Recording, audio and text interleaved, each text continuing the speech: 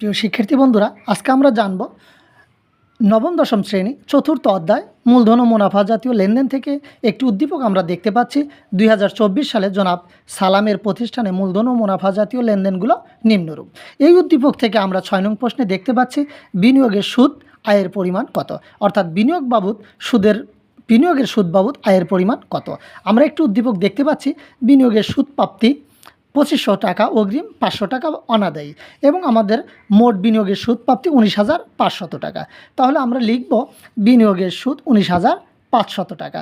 আমরা অগ্রিম পেয়েছি 2,500 টাকা।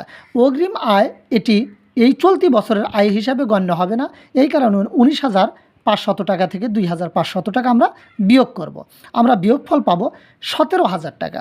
এই 17,000 টাকার সাথে আমরা 500 টাকা যোগ করব, কেননা অনাদায়ী বা বকেয়া বিনিয়োগের সুদ এই চলতি বছরে আয় হিসাবে গণ্য হবে, এই কারণে আমরা 500 টাকা যোগ করব।